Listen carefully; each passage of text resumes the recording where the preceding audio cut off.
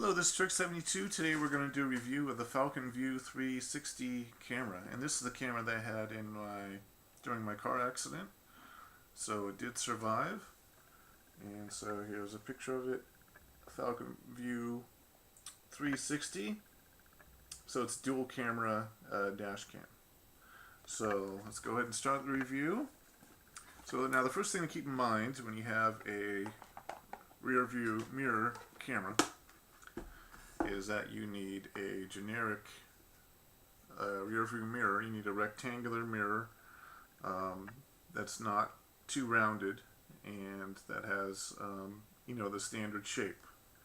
So again, it has little clips up here. They push up and then it fits to your mirror.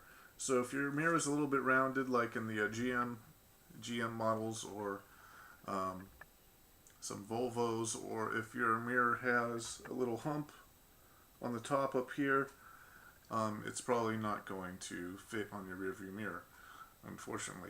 So first thing you need to do is look at your car and see if it's possible. So when you do that and you're ready to go, you can put this on, and let me tell you some of the specs of this thing. Now on the box it says this thing records in 1080p, but when I actually turn it on and start recording, it says 1280p. But unfortunately I do not, not crazy about the resolution of this camera. I've seen cameras that are 720p that are much better than this one, but let me talk to you about some things in this camera, that I do like.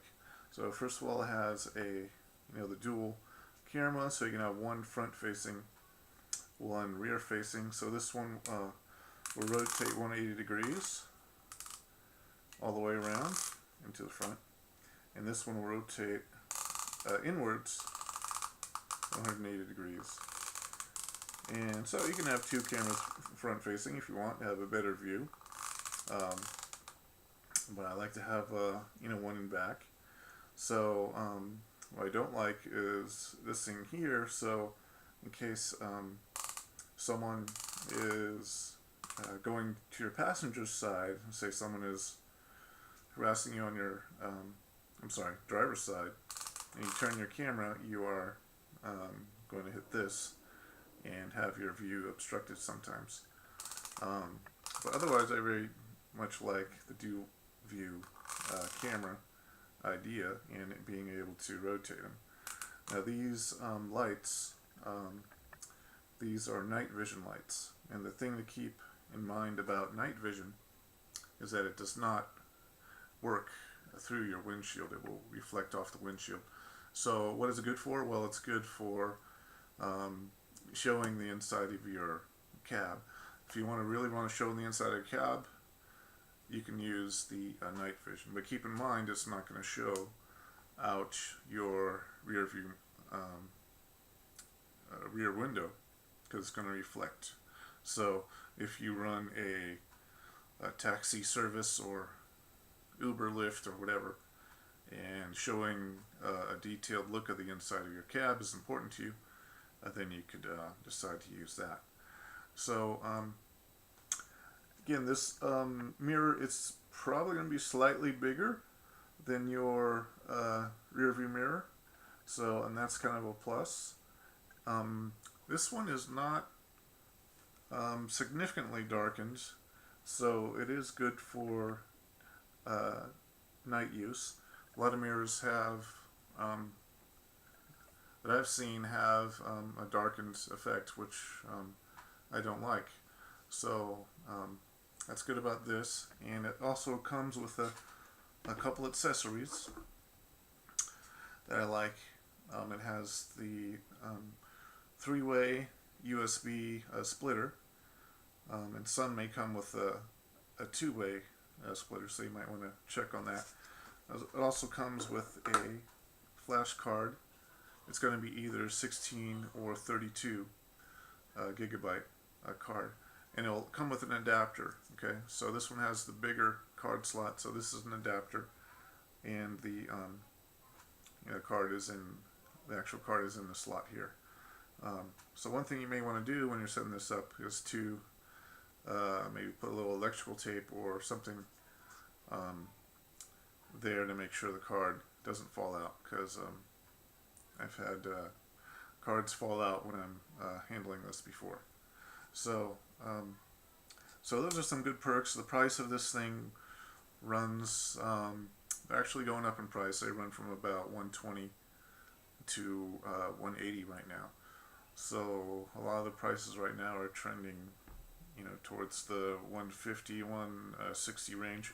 But if you shop around, you should be able to get it for $120. And I think $120, if you're getting these two couple accessories, I think it's not too bad. It also comes with clips to attach the cabling to your car. Well, here's the cord anyway. It's you can see it's fairly long. It will come, I don't know if you can see this, will come these little clips with adhesive pads to connect to your car. I found that does not work in the California environment. So the first hot day you have is going to make these things fall down. So you probably either want to use your own adhesive or use some other type of method to secure your wiring. So now this one does have a battery inside, so it will record for a little bit without power. I think it will record for at least a half hour without power. So the things I don't like about this camera is the field of view. Again, I don't like the field of view. It is rather narrow. It's nowhere near a 360, which is, I think, is a little bit misleading when you call this thing the 360. And everything seems kind of far away.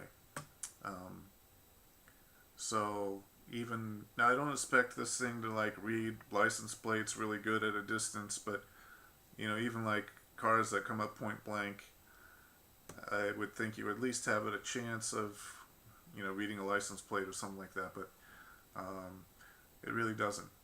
So the clarity and the vibrance and the overall view, I'm not impressed with. But the thing I will say is that it is a sturdy camera.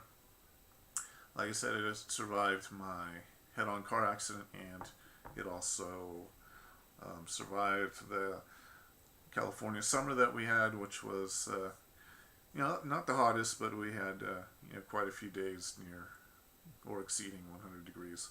So, and I had other cameras that did not survive that. So I will say that it is a durable camera, and if you want a good basic clip-on camera, I think this one will do the job. So I think I will conclude my review with that, and I'm still looking for a really good car camera, that I'm more satisfied with. And if you have any ideas out there, or if you found something that you really liked, let me know. Drop me a line on the Trick72 channel. So I hope you enjoy the review, and have a good one.